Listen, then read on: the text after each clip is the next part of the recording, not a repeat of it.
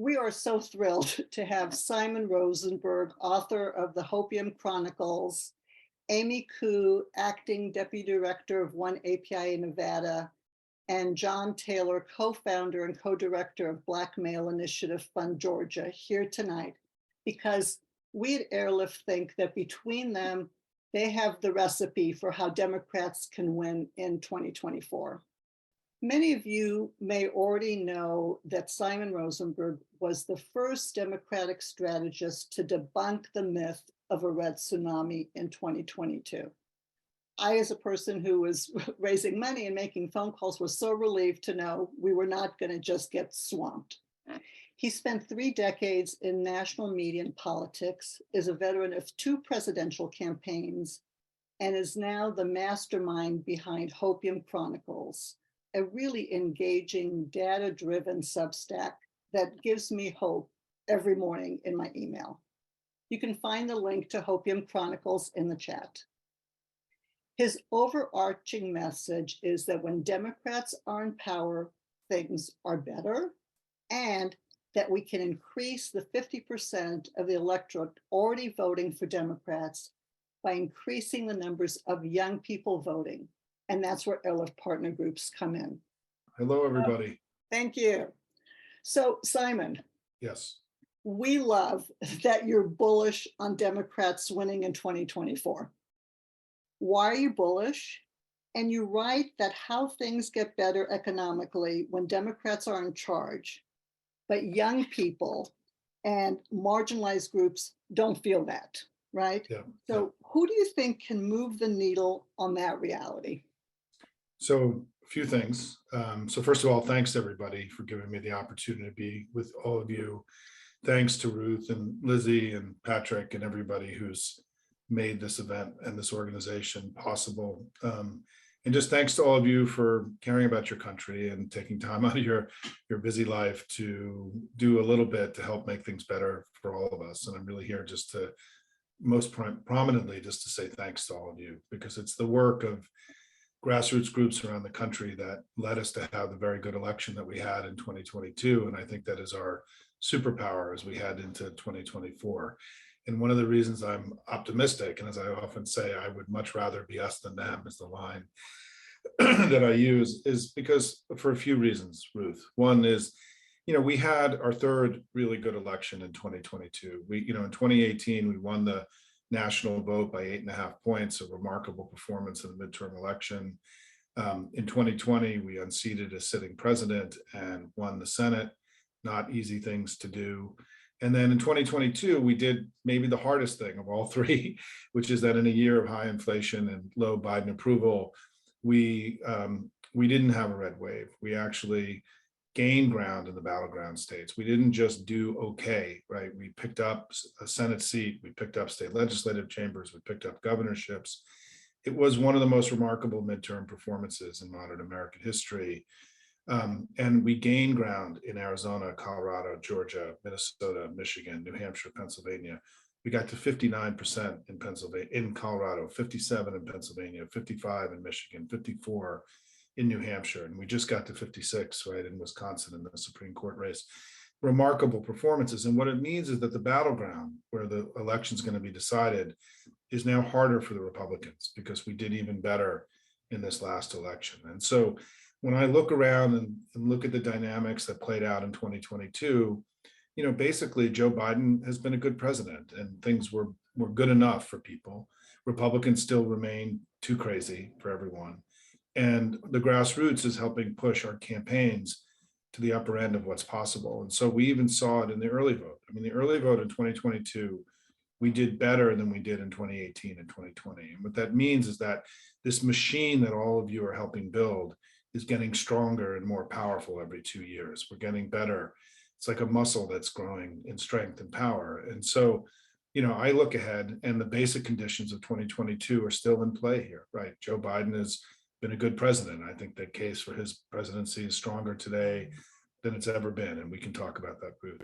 Second is they are still too crazy, right? In every possible way, and we don't have to dwell on that. We all know. And then the third is we've already seen very strong Democratic performance in the elections that have happened this year. I mean, part of the reason I got 2022 right is we paid a lot of attention to the elections that were happening in 2022, not what had happened in 2020. And in 2023, we not only flipped a Wisconsin Supreme Court seat and won that election, we got all the way up to 56% of the vote, but we just took away 2 Republican cities, Colorado Springs and Jacksonville, in May elections that were cities that have been Republican for 40 years. And what it showed is that this is what you asked me to talk about, Ruth, is that for me, what I'd like us to think about in this election, what are we really trying to do? What's the big strategy? Well, I think we want to win this election in a way that feels like a repudiation of MAGA, where everyone knows at the end of this election, the country's rejected MAGA outright. And that it starts to loosen the dark grip of MAGA and the Republican Party. I think all of us want to go back to a politics where if we lose an election, our democracy doesn't go away. And the way we do this, I think, is by having an expansion mindset, a mindset of strength and growth, strong performance, continue to grow as we just did in these elections in Colorado and in Florida and in Wisconsin. And so what I talk about is getting to 55. And the premise of that is that from 1992 to 2004, we averaged 47% of the vote in the presidential elections. And then I and a bunch of other people did analysis showing that millennials were coming, Hispanics were coming, the electorate was changing. And if we leaned into this new electorate, we could grow our vote. And in those 4 elections since that work that Obama then took it and wrote it to the White House in 2008, we've averaged 51% of the vote. We've jumped from 47 to 51. The last time we've averaged 51% of the vote over 4 elections was during FDR's presidency, right? So this is the best presidential run we've had since the 1930s and 40s. But now I think we have to think about how we jump from 51 to 55. We have to grow our vote even more. And that's why you're supporting the kind of groups that you're supporting here. This is exactly the kind of things we need to be doing to expand our coalition, to get to 55, and to make sure that we not just beat MAGA next year, but we crush them, and that it's perceived as a real repudiation of this dark politics that's infected the United States in recent years. Thank you. So just in yesterday's Hopium Chronicles, you quoted youth vote expert John Della Volpe as saying, and I'm going to quote, that the ground is more fertile for voting when youth believe voting makes a tangible difference. You've written that expanding the youth vote is critical, but the Democrats still treat them as being at the kids' table. Yeah. So we agree. Yeah. So how effective do you think grassroots are at expanding the youth vote, and how can they be more so? So if I was Harry Potter and I could wave my political magic wand over our politics, this year we would do 2 things as Democrats. We would get into positive territory on the economy. The Republicans are still trusted more in the economy than we are, even though since 1989, there have been 49 million jobs created in America. 47 million of those have been created under Democratic presidents, basically all of them. And we've had 3 consecutive Democratic presidents who've seen strong job growth, lower deficits, and American progress on their watch. And we've had 3 consecutive Republican presidents who've seen recession, higher deficits, and American decline. It's really important, I think, that we try to establish that basic contrast this year, where Democrats, when we've been in power, Ruth, as you said, things get better. When they're in power, they're like a wrecking ball in American society, term I like to use, wrecking ball. And we have to work harder to learn this data, to establish this contrast, to help Joe Biden make the argument that he's been a good president and the economy's improved, because the economy is much better. And I go into this in detail on my side. I won't do it all tonight.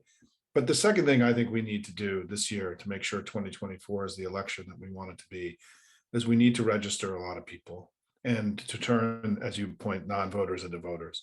We know from the work that the Civic Center has done, Laura Brill, who's a brilliant woman down in Los Angeles, who's founded this organization that's trying to get every high school kid in the country to register and vote, is that young people vote at the same levels. Registered young people vote at the same levels as registered older people. They're just registered at a lot lower level. And, we can change that. I mean, this is something we can change, right? We shouldn't accept as Democrats that the people who are most Democratic vote the least. They should be voting the most, not the least. And we have the resources and the capacity to change that. We have to make young people the center of our politics, not at the periphery, not at the kids' table. Ruth, you've heard me say that, right? Thank you. It's one of my favorite lines. And so, part of what you're doing here tonight is you're centering our politics on where it should be, which is with young people. They vote in very large numbers for us. They have since 2006. The Iraq War pushed the millennials away from the Republican Party, and Trump and their awfulness is pushing this Gen Z away from the Republican Party. And so our big margins come from young people. And we just, shame on us if we don't launch a national youth voter registration drive this year. And even if the national party doesn't, the work you're doing really matters. And because this is where our area of growth and opportunity is in the coming years. And I'd recommend that you get to know Laura Brill of the Civic Center. She's done, if you haven't had her on already, she's phenomenal. And I'm now starting to use her data in my presentations because she's done such good work. And it's made me very encouraged. I mean, 35 states now, you can register when you're 17 or younger to vote when you're 18. And so it means that, we can be registering kids who turn 18 next summer of 2024. In many states, we can be registering them now. Even though they don't turn 18 till next year. And so I didn't know that. A lot of national party leaders that I've spoken to didn't know that. I think there's a real opportunity to build, big programmatic activity in high schools, in addition to the kind of things you're funding to help create greater youth turnout. Certainly, I think there are, for marginalized groups and young people, they maybe don't think the economy is so great. How do you think and you're all about messaging, how do you think we can convey the message to them that, hey, perception is reality to a lot of people. And so how do we work with that? So I'm optimistic that we have the tools to engage young people on this question that John Del Volpe raised. And I'm hosting him next week, by the way, for a talk. He's the Harvard, he does the best youth poll. It's quarterly at Harvard University. And I'm confident that we have the tools to engage young people. We saw, really amazing youth turnout in the battleground states in 2022. We saw a very big youth turnout in 2020. In 2018, we had our best performance with under 45 and 18 to 29-year-old voters in modern American history, right? So we've had 3 elections in a row where we've done well with young people. And I think the combination of climate change and gun violence and abortion now, which is a whole new issue that really disproportionately affects young people, in addition to us being able to make the economic case that when we're in power, things get better. And I think that we're starting to see some of these far-sighted investments that Joe Biden and the Democrats have made to start to show up in economic data now, where the stuff's starting to kick in. And I think we've got a strong story to tell. But as Tip O'Neill said, you can't expect anybody's vote unless you ask for it. And asking for it has to be asked for in culturally relevant ways, both in terms of modern media, the way that young people communicate very differently. And I should say I have 3 Gen Z kids and myself, and so they teach me a lot about all this stuff. I'm sorry, I had COVID last week, and so I'm still not 100%. My voice is still not 100%. I apologize. And so I think that we have the tools, but it's like anything else. You can't score unless you shoot, right? You can't get something done unless you make an effort. And it's why I'm confident that if we make this massive investment in young people, that the payoff will be incredible for us. And it's incredible in all 50 states. It's not just in the battlegrounds, not just in California and in New York. It's everywhere. And I think that one of the things we're going to learn this cycle, and I think one of the big unknowns about young people, is the real impact of abortion and the abortion extremism of the Republican Party. And I think even if you live in a state where abortion is secure, you know that you have people your age and families your age that are in a place where their rights have been taken away. You have brothers and sisters that are living in oppressed places where it's now more likely, if you're a Latina family at 25 years old living in Texas, the chance that your wife is more likely to die in a miscarriage is a reality now. And the Republicans did that. That wasn't something that just happened naturally. The Republicans chose to make it more likely that your wife would die if she had a miscarriage. And I think that we are only just beginning to understand the power of the Republican extremism on abortion. I think it's a new issue. Now it's only less than a year old that Dobbs, is just went away in June, right about now, I guess, June 24th, right? Or was it? And I think we have enormous opportunities to use this as another tool to engage young people about why politics matters and why, if you don't vote, things can happen in your community that are going to make your life, to give you fewer opportunities and to take rights away. And, I'll give you, if you look, I just posted on Twitter and I'll be writing about it in Hopium. There's a new poll, Suffolk USA Today poll on abortion. And the country's become much more pro-abortion in the last 12 months. I mean, the numbers are moving further and further away from the Republicans, creating an issue that really matters to people, where Republicans are at 25, 30% in many of these polls.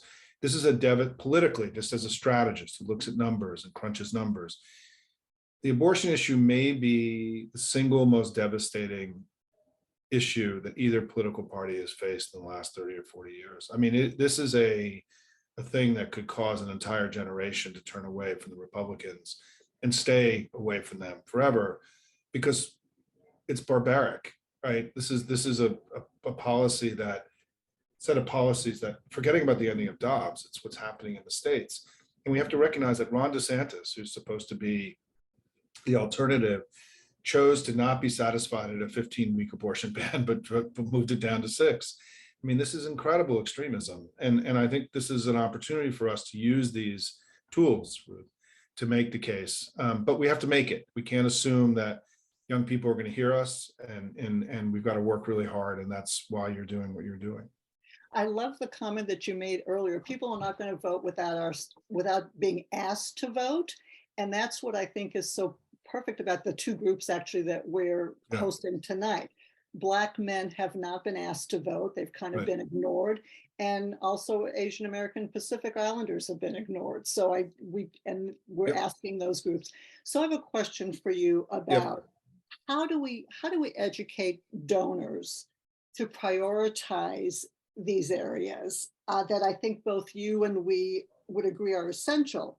Less wasted funding to unpromising candidates and money to grassroots. How do we educate donors about that really critical piece? I mean, there was so much money thrown away in Kentucky and in South Carolina. I think we have to be, for groups like yours, the most important thing we can do is to continue to present to the donors that you reach options that are smarter and better. I think there isn't a Harry Potter solution here. I think that we have to continue to do what you're doing, which is to make the case to people that, we have to be deeply strategic, that our democracy is on the line. There can't be any wasted money or resources. And we have to, do much more due diligence and be smart about how we're giving. And I think one of the things that's been shocking, or not shocking, but that's been so promising to me, and the reason why I'm doing talks like this, I'm doing 2 or 3 of these a week every week, is that all around the country, is that I've been really impressed with the strategic intent of the groups and the sophistication of the groups that I've been speaking to. I've been really, many of you have had careers where you've done real things in the real world, and you've brought that sentiment to politics, and it's not a hobby, right? This is not a hobby. This is not a hobby. This is life or death. This is the democracy, no democracy. This is, if you're going to bring your A game and things you've learned in your professional life, this is the place to bring it. And I think for many Democrats, politics was a hobby. And what we know about hobbies is you want them to be simple and you want them to give you joy. And that's not what politics does. Politics brings heartbreak. Politics is really hard. It's like following a sports team or whatever it is, whatever your analogy is. And I think, it's not a hobby. And what's been amazing to me about the new grassroots in the Democratic Party is that all of you are treating this with a level of strategic intent and analytical, analytical, it's a level of sophistication that is commensurate with the import of the work you're doing. And it's why I'm spending so much. It's why, frankly, I've changed my career. I mean, I went from running an insidery DC organization that spoke to people in the White House and Congress and the Senate every day, to spending much more of my time working with all of you, because I've become convinced that, you're our superpower here. As I said earlier, I mean, think about this for a second. Let me just take one step back. If you think about the difference in the way the two parties are manifesting themselves, right?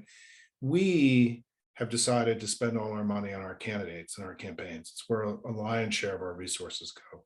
And in the last election, we outspent Republican candidates in many of these swing districts by 5 to 6 to 1. We had advantages we've never had before. We had the biggest campaigns that we've ever had. It's why the grassroots has been so effective, is because you're building into a machine that can handle the kind of volunteerism that you bring, your labor. You export money, you export labor, right? Postcarding, texting, phone calling, canvassing, all this stuff. The campaigns can now manage this, and they have the sophistication to do unprecedented things on the ground. And we spent unprecedented amounts of money. And so our politics as Democrats is being fueled by the passion, the labor, the love of country of 1 million people, 2 million people. The Republicans' politics, they don't put money into their campaigns. They put it into these outside groups, because their politics is about 200 oligarchs who are writing huge checks, and they're actually starving their candidates of money, because they don't have the ability to raise money from regular people the way that we do. And if there's anything you need to know about how we're different and how the two parties are not the same, it's the way that we're built on top of a small d democratic movement of millions of people who love their country, who are not going to let their democracy slip away, who are taking this passion and intensity and channeling it into good works. And they got 200 guys sitting in a room writing big checks, to a handful of people. We're doing we're the heirs. If the founding fathers wanted to imagine a politics, they would have thought of us and not 200 oligarchs. And so we're being deeply consistent with everything, the promise of America, and the way that we're conducting ourselves. And all of you are being remarkably important patriots in a time when your country needed you. And so it's just very inspiring to me to have gone and seen, part of the reason I stuck to my guns about the red wave in 2022 is I did a lot of talks to groups like this. And what I found weren't Democrats who were despondent or bummed out. I found them hungry and ready to fight and excited and ready to go. And so what I was seeing was a Democratic Party that was fired up and ready to go, as Barack used to say, right? And I wasn't seeing a despondent, depressed Democratic Party. And so I stuck to my guns because I was spending time with all of you.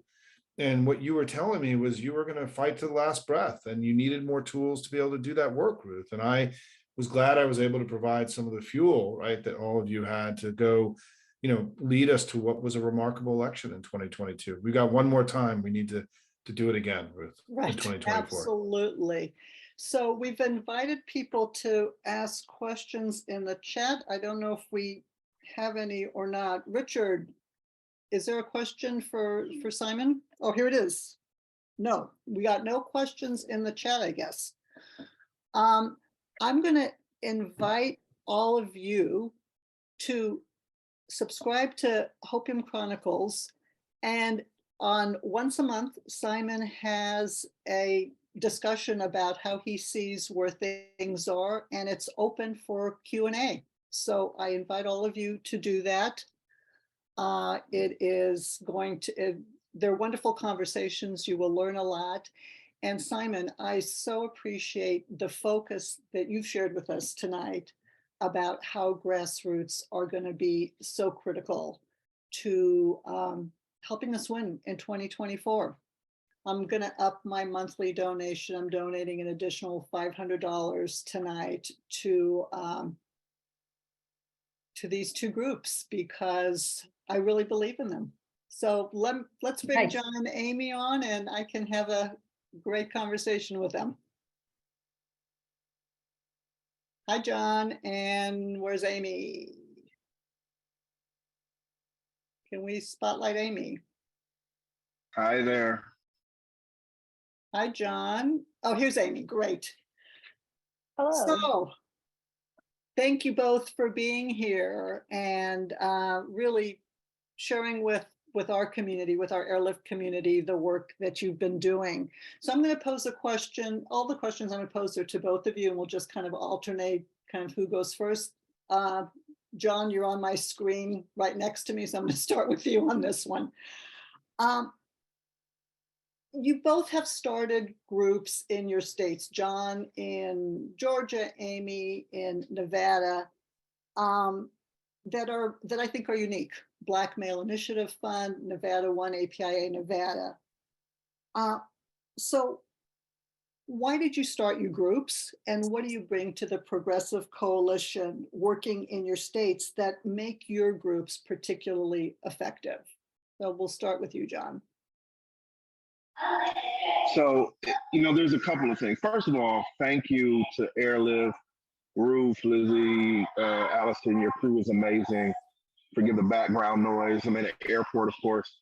But we started Black Male Initiative Fund. We started the C3 back in 2018 because, quite frankly, the narrative about Black men was just abysmal. It was horrible. The way they talked about us as voters, as members of our community, we were seen as lazy, apathetic, completely disengaged from the political construct. And we knew that wasn't true. We looked around in our network of friends and allies, mentors who had developed us over decades, and we said, that's not the story of Black men. That's not how we want to be represented. That's not how we want to show up. And so we made a concerted effort to capture the narrative about Black men and to reinvent or reinvigorate the media space around the work that we do. So that's why we created BMI, along with the fact that we've heard y'all say it, you said it, Ruth, Simon said it, quite frankly, we oftentimes hear that the Republican Party doesn't believe in us and the Democratic Party just ignores us. There's never been a time when you look at 6 people in a foot race and the second fastest person is in the foot race is the one that you blame all the problems on. Well, that's Black men. We are the second highest, most progressive voting bloc in the history of US politics. And yet somehow, we are blamed for, critical failures and turnout, engagement, et cetera. So we wanted to recapture that narrative. And I think we've done it. Thank you. So Amy, tell us about why you all founded One APIA in Nevada. Definitely. Thank you so much, first of all, Airlift, for your consistent support. This is a big part of the reason that we're able to do that work that we do year round. So One APIA in Nevada was actually founded in 2018 during a very difficult election year. Nevada's had a couple of very difficult election years, and 2018 was definitely the start of blue wave in Nevada that we were very lucky to have until 2023. But a big part of why it was so important for us to start One APIA in Nevada is that we do meet our community where they are. That means we do multi-generational organizing, from youth organizing to seniors and other folks. And we do a lot of outreach in language. So that means we're targeting people in language, giving them messaging in language, talking about issues that we have talked to people on the doors about. And I think that's really important because, as was mentioned, Asian American voters are one of the biggest growing or fastest growing voting blocs in the nation, but also specifically in Nevada. Nevada is one of 16 states where more ANHPI voters, Asian American, Native Hawaiian, and Pacific Islander voters voted in 2022 than in 2018. That means the voting bloc here in Nevada is growing. That means there are more people moving from places like California. I myself am a transplant from California and I've been living in Nevada for the last couple of years. And so it's really this growing electorate in states that matter, like Nevada, that are going to make a difference in elections like 2024. A lot of people don't really realize that Nevada is very diverse, and Asian American voters actually make up 1 out of every 10 voters in this state. That means we're the margin of victory. And that also means that the work that we do, making sure that we're talking to people in a culturally relevant way, but also just connecting to people where that culture is, right? So I love all of the emphasis on the youth vote, because we actually do a lot of youth organizing and making sure that, our youth feel included in the conversation. So we host events like Puppies and Boba and Baby Goats for Our Votes. We've also done K-pop to the polls, where we hosted a K-pop event, had freebies of all the different K-pop groups, and actually had a bus to bring voters to the voting site. And in events like that, where Baby Goats, K-pop, those things that are attention grabbers, they definitely bring folks to our events that normally wouldn't be in the electorate, right? Who aren't necessarily looking for messaging about this candidate or that candidate, but are going to come to an event to grab some free stuff, maybe grab some free food. We always provide boba and food wherever we host events, because we want to support our local Asian American businesses as well. And a lot of that, like, culturally relevant in language organizing that we do is more expensive than the regular, outreach that just, phone banks and, knocks on doors. Not that that's not important, but our organizing targets people that are not necessarily targeted voters by the general apparatus. And we think that that way of organizing is what makes us unique and is the reason why we're so effective in the state. Thank you. John, I'm just going to switch it to you because I know you guys do some incredibly culturally relevant organizing also. Can you share with our group some of what you've been doing? Absolutely. So Amy has my ears, but I love boba, so it's exciting. In Georgia, we do the exact same thing, right? For our community, looking at how we engage young voters. We actually get into high schools now. If you're within 6 months of your 18th birthday, we can register you to vote. We run video game and Madden tournaments. We have slushy trucks that come out. We do house parties and street events, pop-up concerts. Like, there's a host of different events that we do targeting specifically young people from the community, car shows, just things that really fit into our demographic and our language. And then something else is we host kind of town halls, men's circles, roundtable discussions that are centered around us being the experts. So folks from the community sharing their own experiences, listening to one another. We do this amazing event called Speed Therapy, because one of the challenges that we face is getting folks in a position where they're comfortable talking about the challenges that they face, and then being able to talk through those challenges in a process towards how voting is really part of the solution. And so we bring together licensed clinical practitioners, therapists, and social workers with groups of young men and women. We do a meet and greet circle, and then each of the therapists gets an opportunity to have 3 to 5 minutes with our participants to determine whether or not they're a good fit, right? And like, we had to drag people in the room because there's a real stigmatism around mental health and therapy in our work, but there's also a real lack of wraparound services and resources in our communities. This is one of the things that is devastating our capacity and access to our voting base, right? And so when young men and young women can't handle issues that come up in their community, they act out. Part of that acting out puts them on a targeted radar so that now they're on track to incarceration. So with our pretrial diversion work, with our record restriction work, we do work with justice impacted folks in our communities so that we can re-engage them and re-enter them into the voting process. And then beyond that, all the fun stuff is powerful, but we do, like, we call it put you on notice work here in Georgia. So we ran our first Black Men and Boys Day at the Capitol. We brought over 150 Black men and boys to the Georgia Gold Dome.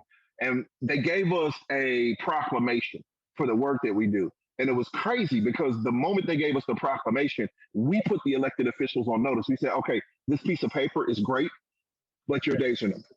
You have to understand that the way we frame our messaging is drastically different because the party has not historically done right by Black men. They've not invested time, energy, and resource in Black men.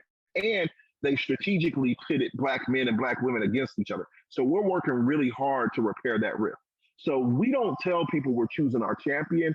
We have a very honest and earnest conversation about you're choosing your opposition. But who do you want your opposition to be?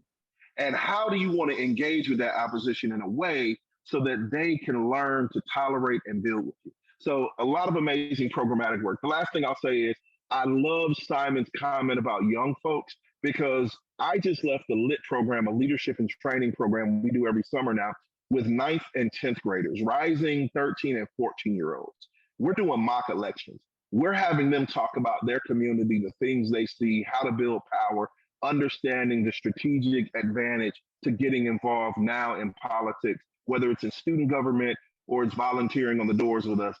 And that way, we begin to grow not the current voting base that's 17 years and up, but the next voting base. This is so critical to the work that we do.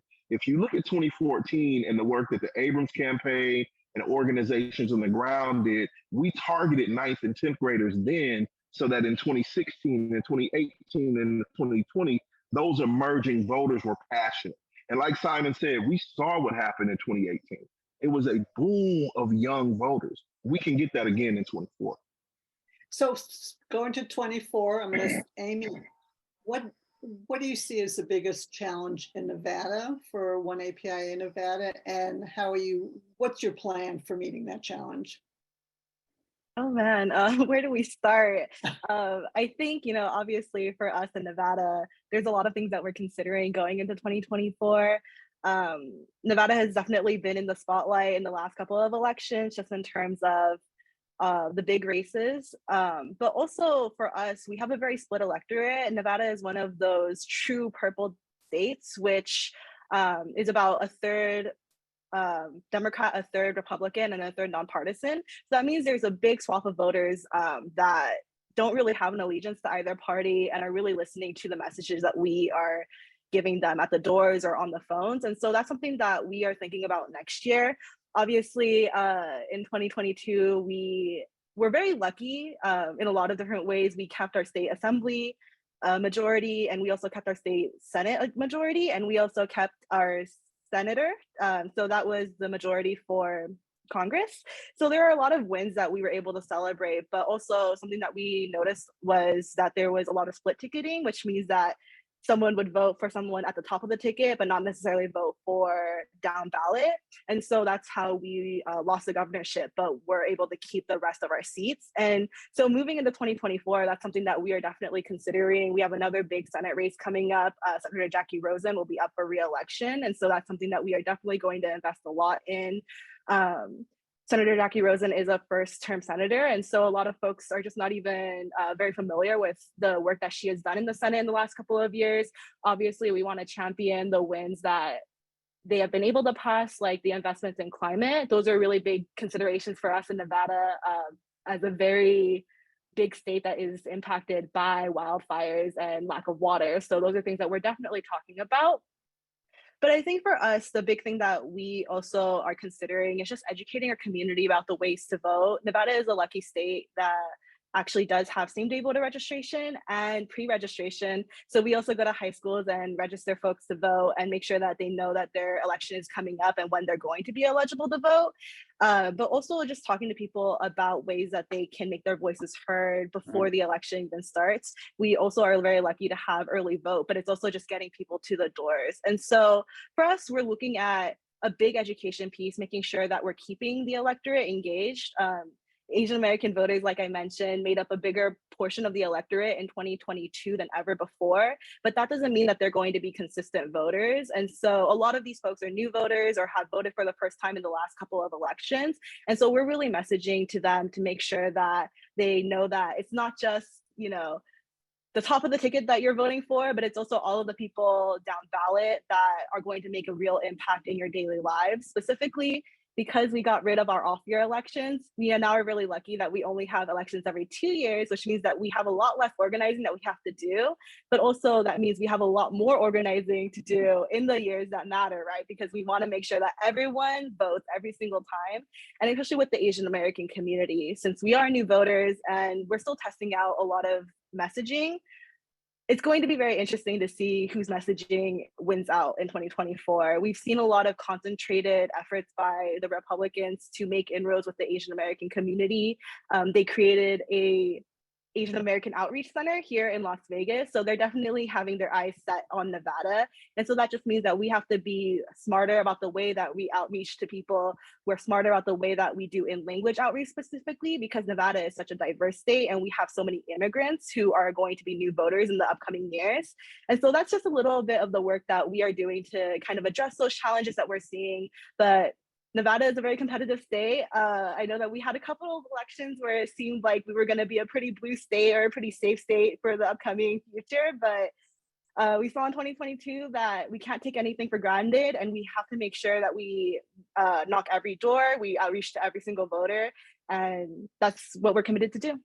Great. Okay, thank you. You laid out the challenge and certainly have a really important plan for that. John, what do you see as the challenge in Georgia in 24, and how are you going to be addressing it? So I think there are two really big challenges that we face. One is the draconian kind of drawback of voting rights, access laws. SB 202 has done a tremendous amount of damage. I think we are rising to the challenge. The other thing I'm going to say to you, and this is going to scare a lot of folks, is Herschel Walker.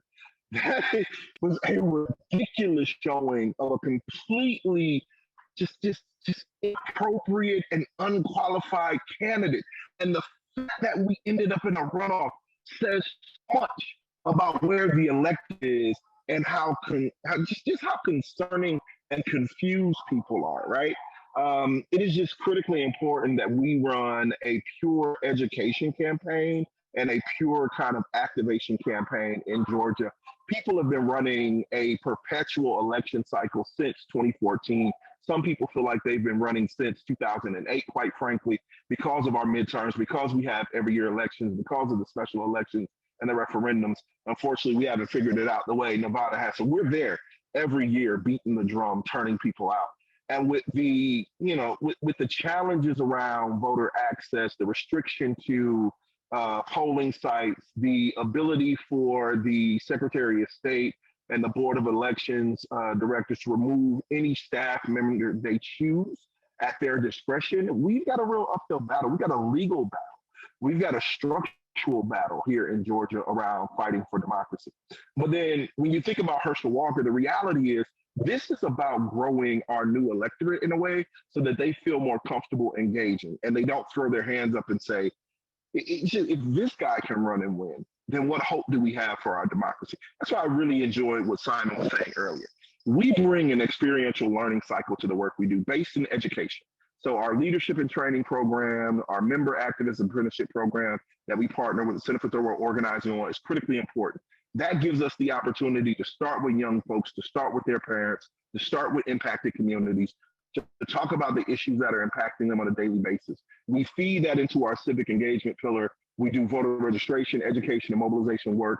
That is critical to us being able to move that new electorate, right? The demographics are shifting for us. This is also a kind of generational shift that we're witnessing now. So we have an opportunity to not just tap young folks and say, you're up next, but to actually say, you're up now.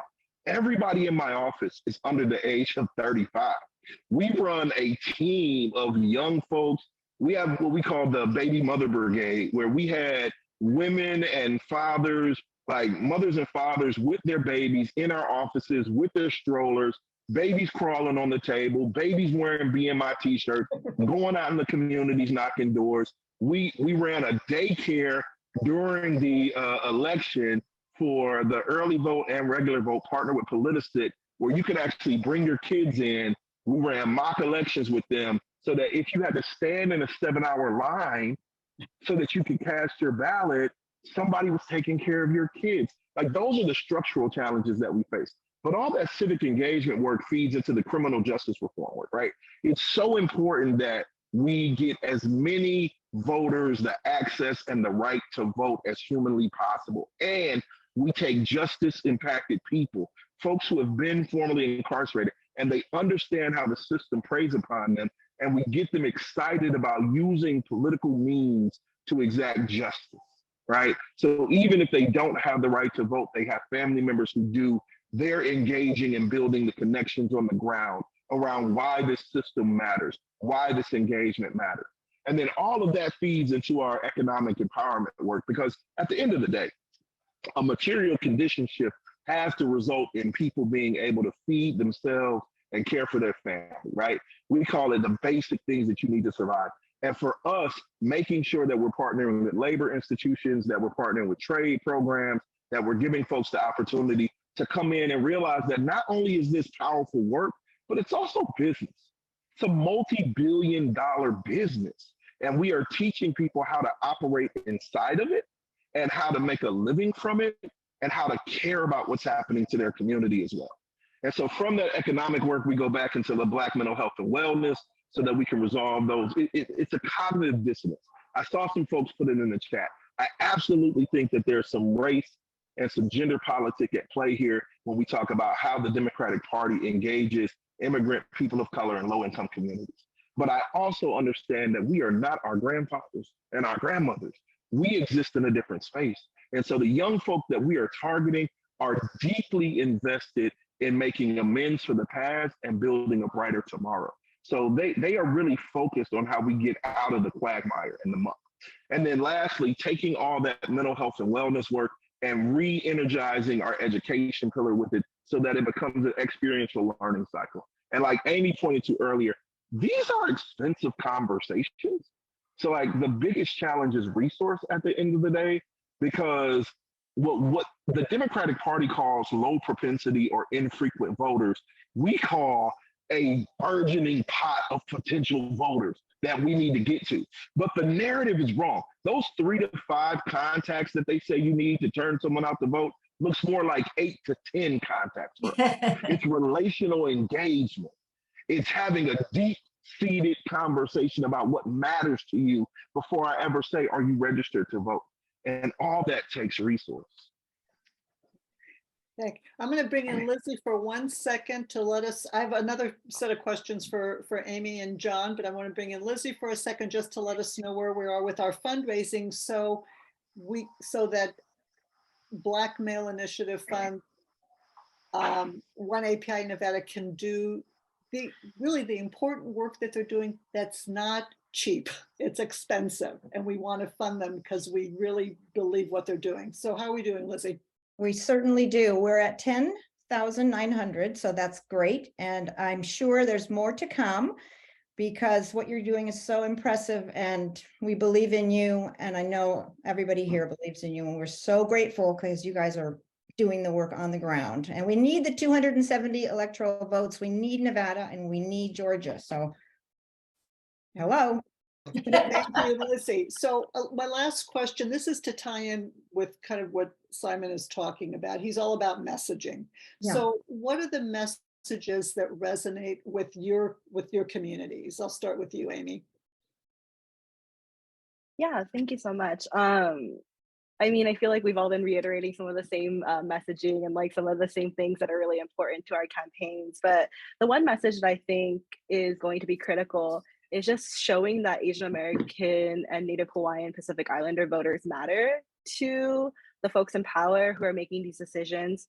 We are the margin of victory in not just Nevada, but so many states. We're a growing electorate in so many states that are going to be critical to making sure that we keep our majorities. And, you know, we do this work year round. It's not just tied to electoral cycles. And that's why we are able to message to people, is because they're not just hearing from us during an election cycle to vote for a specific candidate or a specific legislation. We're consistently connecting with them to make sure that when they're struggling or when they have issues, we are communicating to them. And so when we come back to them with electoral work, like John was mentioning, it's not just a transactional conversation where we're asking them to vote and without having anything to show them for their, you know, consistent support. And so that's something that we're working on in Nevada, is really showing like the impact of their vote, especially in the local legislature. We've been very lucky.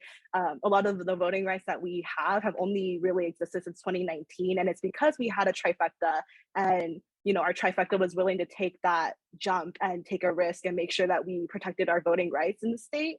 And in the future, I can only see that if we don't keep our majorities, we might lose that. We might go back in time and lose, you know, this access to elections that we've been able to have as a privilege for the last couple of years. And so that's really my last message, is like year-round, consistent, and in culturally relevant messaging is not cheap, but it's the way that we are going to make this new electorate consistent voters for the people that we want elected. Thank you. Thank you for that. And John, you get last word before I get the last word. So there's something amazing happening, and it's not happening just in this country, it's happening all over the world. We just did a meeting or a kind of couple of days with the crew in South Africa that we met via some of our elders and networks. And they have this saying, it's this new political party called Rise and Zanzi.